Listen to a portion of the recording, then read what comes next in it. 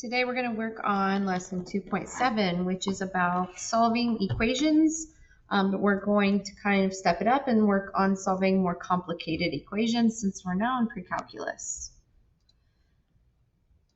Okay, so we're going to start with rational equations, and that's going to be where we focus most of our attention in this lesson.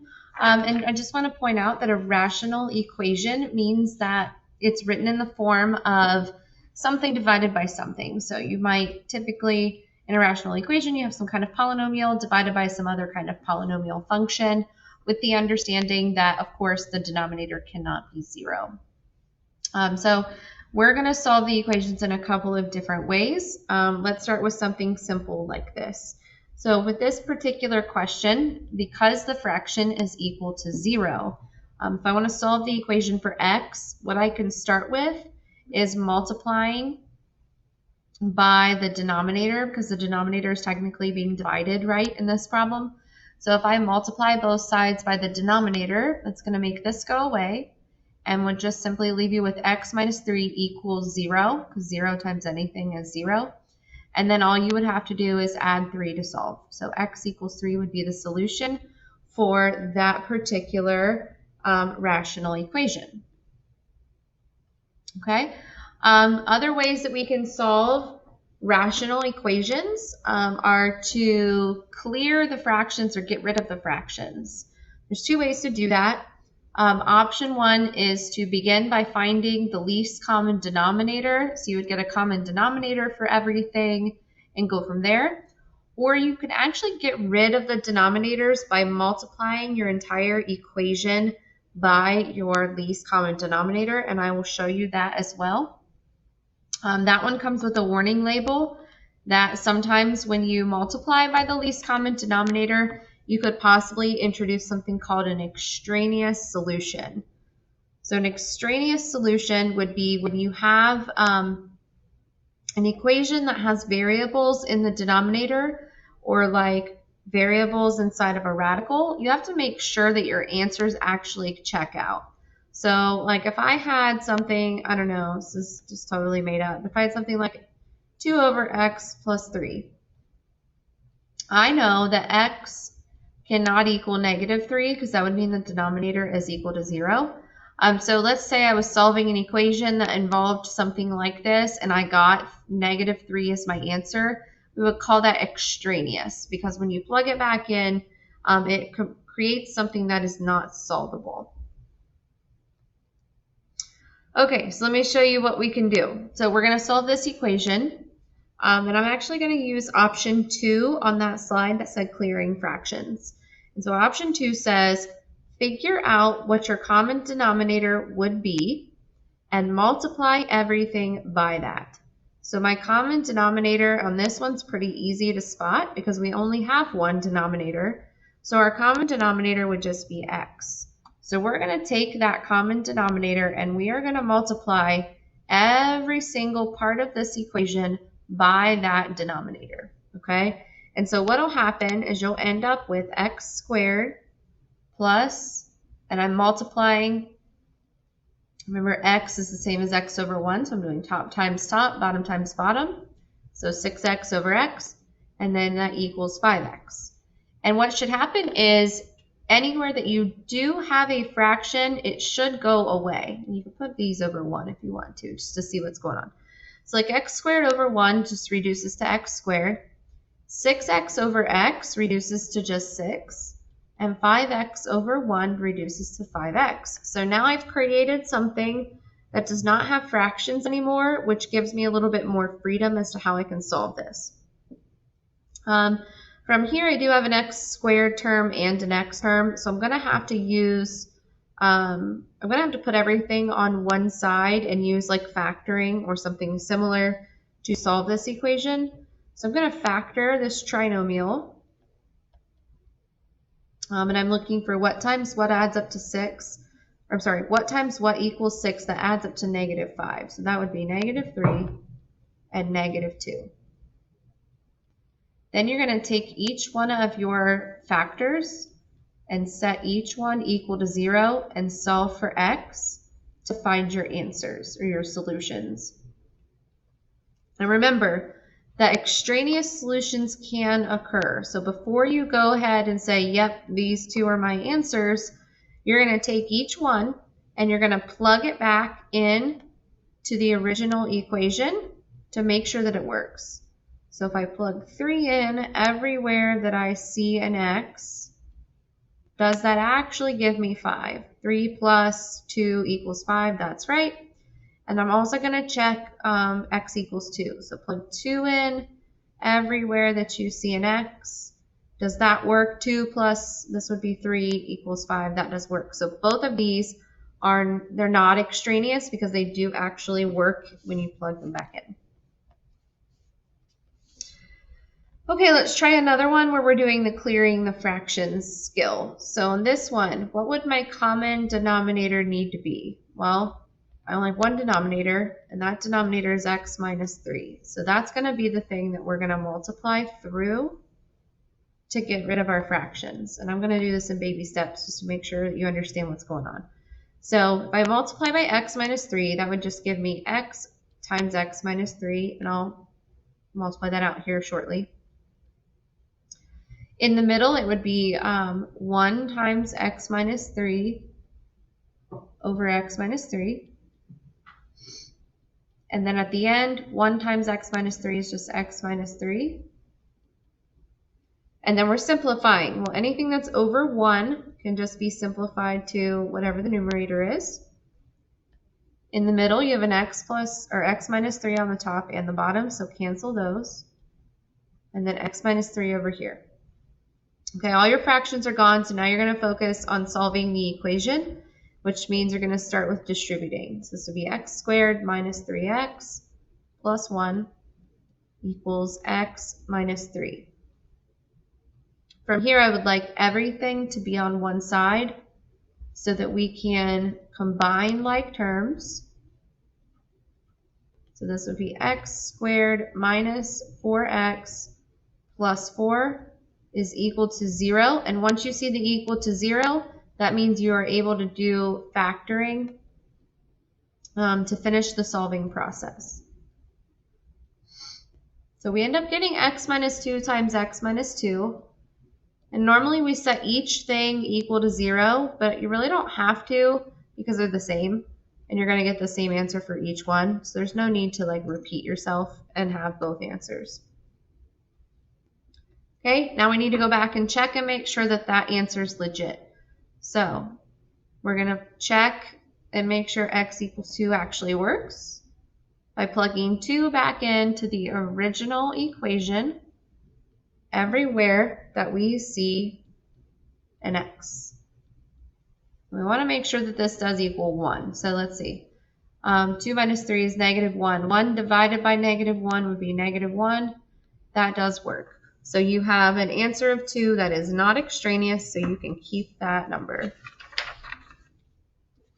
All right, so now we're going to look at one that's got an extraneous solution. But before we get to that point, we need to figure out how to get rid of these fractions. Okay, this is a lot going on. I think what we're going to do first is try to factor this denominator right here so that it kind of resembles one of the other two. So let me write all this stuff down real quick. All right, now I'm going to factor. So I can factor out an x, which would leave me with x minus 1. Okay, that looks a little bit better. And remember, a common denominator is something that you let every denominator can be divided by. So like x minus 1, and then x times x minus 1. X times x minus 1 would be your common denominator because x minus 1 goes into that and x also goes into that. So we're going to multiply by x and x minus 1. And remember that we're multiplying that all the way through the equation. So I'm going to show all my work since we're just taking notes right now. I don't want to lose anybody along the way. So I'm going to show all my steps where you might be able to skip a step at this point. So x times x minus 1 times x plus 2 goes on the top. X goes on the bottom for the first fraction. For the second fraction, we have 4x times x minus 1 over x minus 1. And then the third fraction, we have 2x times x minus 1 over x times x minus 1. And then, I do have to multiply, whoopsie. I do have to multiply this all the way through to 0, but 0 times anything is 0, of course. Now let's simplify. I have an x that can cancel here.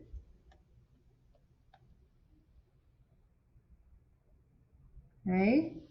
In the middle, I have an x minus 1 that can cancel. And then at the end, I have an x that cancels and an x minus 1. So that leaves me with just plus 2. You already have the equal 0 part of it, but you do have some like terms that need to be combined. So I'm going to have to FOIL this out right here and then combine like terms to get to a point where I can actually solve. So FOIL x squared plus 2x minus 1x minus 2. And then we've got like terms, which would be x squared, what? Minus 3x. And then the 2's cancel, so just x squared minus 3x. Once you get all your like terms combined, your next step is to factor, which we can factor out in x, and then solve. So you're going to set each of your factors equal to 0 and solve each. So you have two possible solutions, 0 and 3. Okay, now we're going to check. And remember, you have to check by taking your answers, each one of them, and plugging in the number for x to make sure it's actually going to be something you can compute. So I'm plugging this in, by the way, to my original equation. So everywhere that I see an x,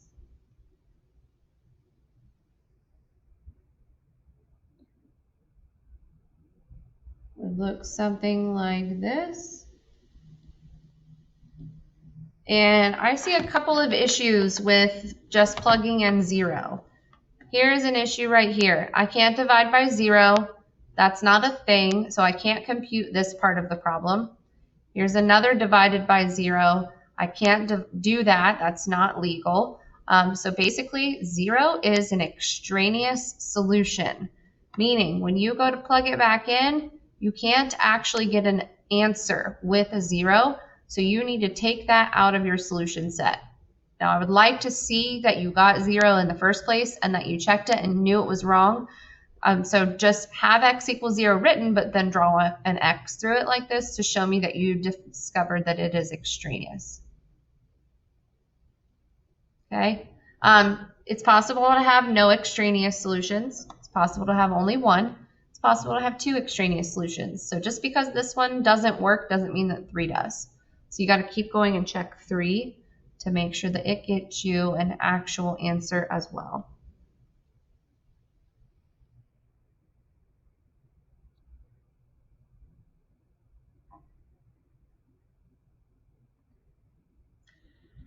All right, let's compute. So I would have 5 over 3 minus 4 over 2 is 2 plus 2 over, let's see, 9 minus 3 is 6. Does that look right? And then we need to add all this together. So 5 over 3 minus 2 plus 2 over 6 is 1/3. So 5/3 plus 1/3 is 6/3. And 6/3 is equal to 2 minus 2 does equal 0. So 3 is going to work just fine. So we will keep it as a solution.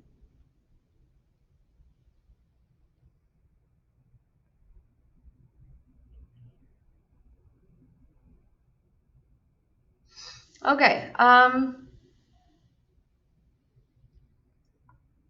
Here's another question where we're going to work on eliminating the fractions. So let's again begin by anywhere that you see a denominator that can be factored, do that. So I'm going to write down the rest of my problem as is, and I'm going to factor the denominator.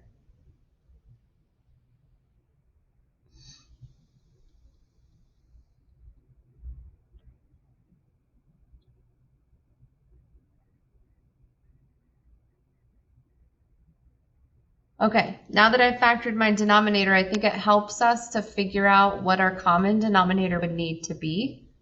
By the way, I usually just start with what the biggest denominator is, which is clearly this one in the middle, and I see if the other two denominators will go into that one, which x minus 1 is a factor of this denominator, and so is x plus 1. So we can just use x minus 1 times x plus 1 as the thing that we multiply by to get rid of these fractions.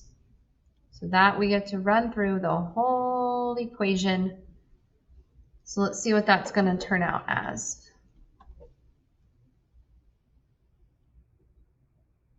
Remember, I'm kind of showing every single little baby step since we're taking notes.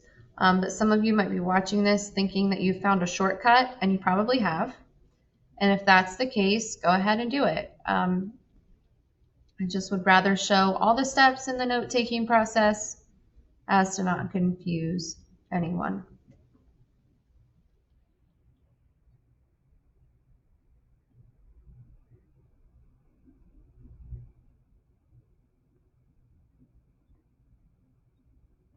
Okay, this is just a lot. Make sure you take your time. All right, so at this point, remember, it's a lot of stuff, but a lot of things are going to cancel. So I'm going to go through and cancel stuff real quick and then rewrite what I've got left. So I should have a 2x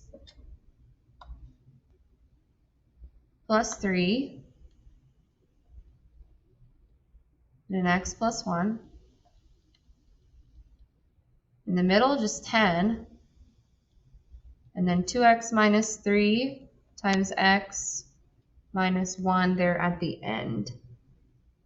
Okay, no more fractions, which is good. So now we just have to work on multiplying everything out and then basically get all like terms on one side. And we'll kind of do our factoring as we have been doing in each of these examples. So I've got, let's see, a whole bunch of like terms. Wow, so many. I do want to put them all on the left side. That's just a personal preference. So I'm going to subtract 2x squared, which that's going to make the x squareds cancel completely. Okay. Add 2x, and I'm going to add 3x, which I have like all these x's right here that need added together. So what is that, 10x? So 10x. And then I want to subtract 3 and subtract 10, which is basically like subtracting 13. So I'm going to have minus 3 minus 13 is negative 10 equals 0. That actually is not so bad because it's pretty easy to solve. Just add 10 and divide, and you have your answer. So x equals 1 is our possible answer. Remember, don't settle and say that that's definitely the answer because it could be extraneous. And remember, extraneous just means that when you plug it back in, it may not work. So I'm going to go back to my original equation, and I'm going to plug in 1 everywhere that I see an x.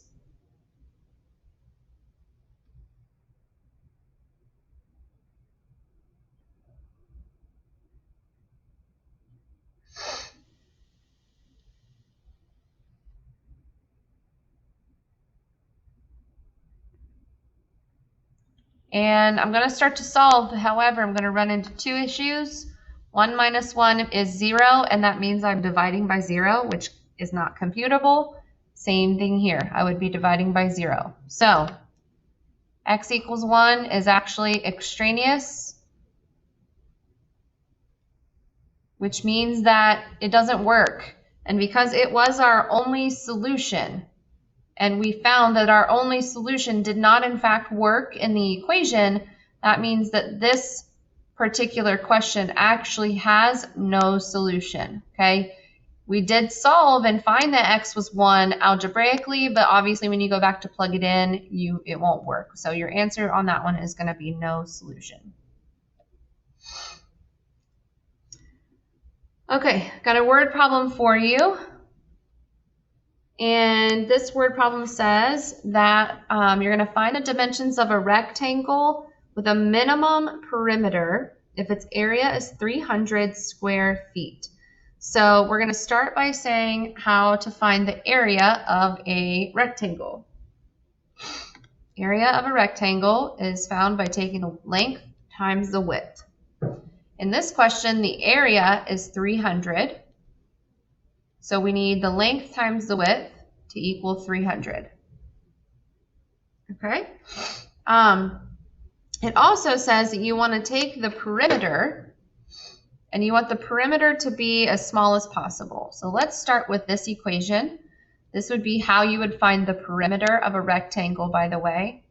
And if you need a picture to help you understand why that is, here's a picture. Remember, perimeter is just adding up all the sides. You have 2 W's and 2 L's, so that's the reason for that setup. So what we're going to do is we're going to do a little bit of substitutions. We're going to take this idea about how the area of a rectangle and the perimeter, and we're going to kind of mesh them into one equation. So the way we can do that is take the equation you have over here for area, and I'm using this one because it's got a number plugged into it, 300. I'm going to solve that equation for one of the letters. I'm going to choose to solve it for W.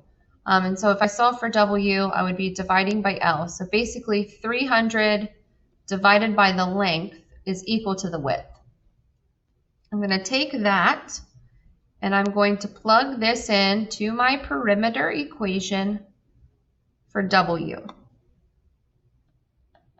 So my perimeter equation is going to become 2L plus 2 times 300 over L. Okay, then we're going to simplify.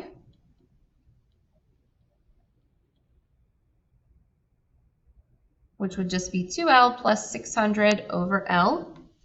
And our goal is to find the minimum perimeter. So what we want to do now is we want to pause and we want to use Desmos or a graphing calculator.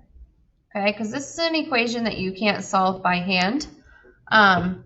Not easily anyway. So we're going to go to a graphing calculator to see if this can get us some more information. So let's go to Desmos.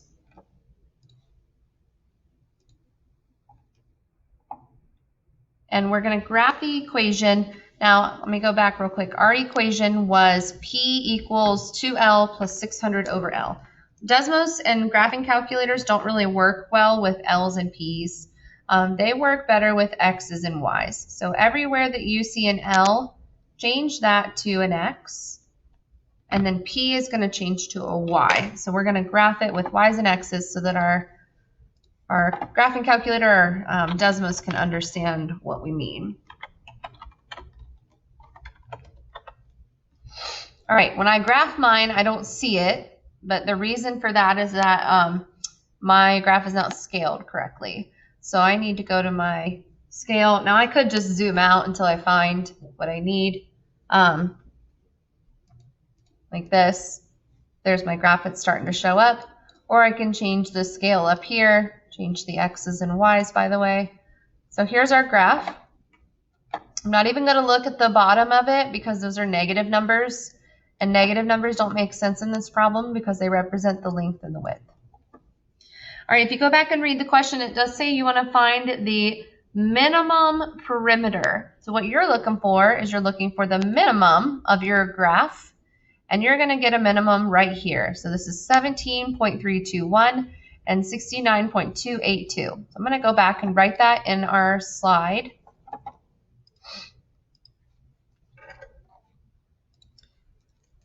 Okay, 17.321 and 69.282. That was our minimum value. That was the lowest point on the curve. What does that mean?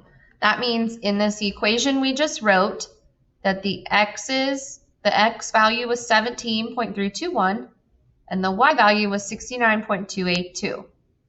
Remember that y represented p. We just had to change it to y to make it more user-friendly for the graph. And that x represented L. So basically, 17.321 is the length of a rectangle, and 69.282 is the perimeter. So the length is 17.321. The perimeter is 69.282. That would be the smallest perimeter you could have. And we would use these two things to find the width. And remember, the width is equal to, it was 300 divided by the length. And that means 300 divided by 17.321, which gives you a width of about 17.32.